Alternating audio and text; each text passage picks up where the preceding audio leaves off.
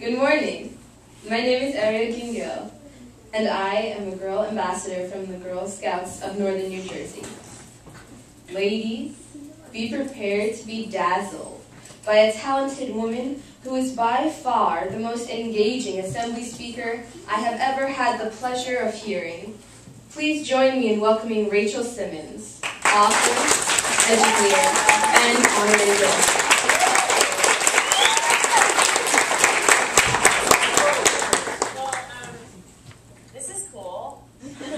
In 5th grade, I became best friends with this girl, Noah, and we were like, 5th grade best friends, like every weekend at each other's houses, like fairies and running off into the fields together, like, you know what I mean, like the whole like fairy tale 5th grade BFF romance type of thing that happens where you're just like obsessed with each other. So we used to just like hang out all the time, and we called each other the Booger Twins, which was really funny at the time, trust me. And we would kind of hang out with the popular girls in our class, but we were never super in that group. And then in 8th grade, we both kind of got accepted into it. And this girl, Noah, immediately became really close with the power girl in the clique. And a lot of times growing up, in your group of friends, there's like one girl who has all the power.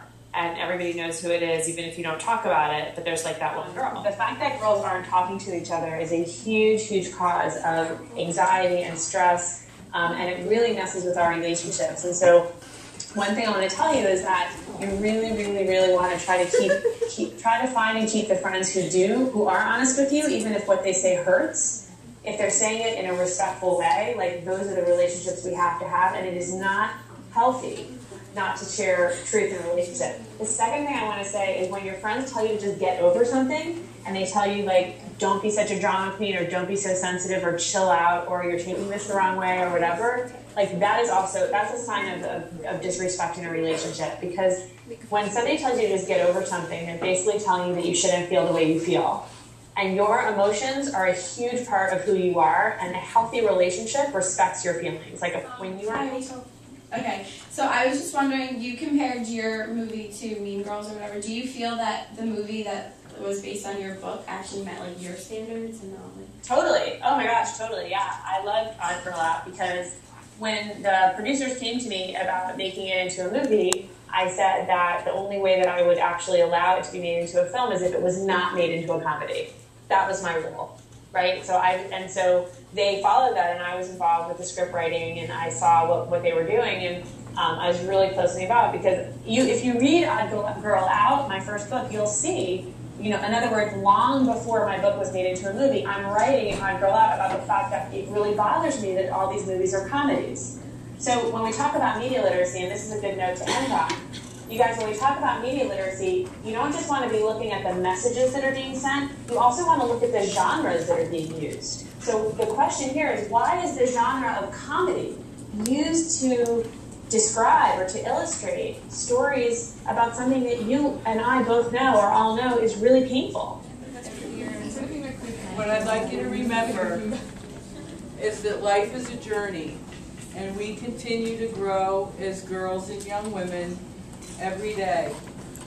Can we always improve upon ourselves? Yes.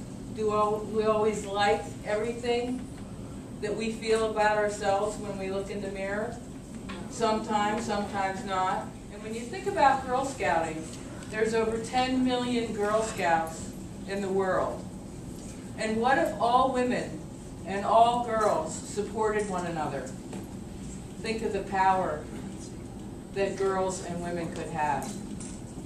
And now I'd like to introduce to you Jessica Nixon, who's going to lead us in our closing ceremony. Jessica?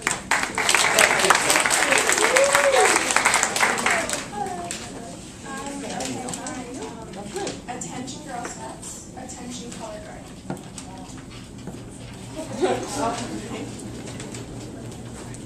Color guard advance.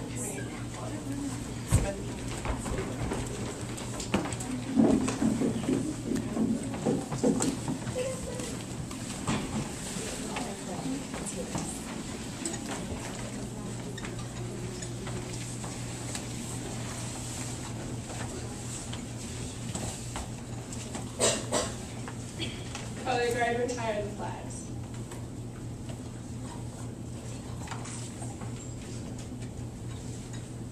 color guard dismissed.